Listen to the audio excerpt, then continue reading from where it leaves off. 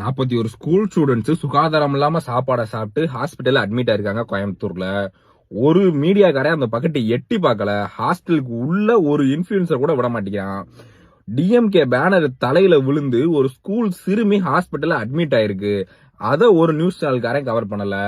அப்படியே அங்கிட்டு போனா 74 வயசு முதியவரை கொண்டுட்டு அவங்க மனைவி 70 வயசு மனைவிய கற்பழிச்சு கொலை பண்ணிருக்கான்.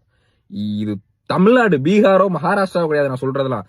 தமிழ்நாட்டுல 74 வயசு முதியோரை கொண்டு 70 வயசு அந்த பாட்டிமாவை கற்பழிச்சு கொண்டிருக்கான்.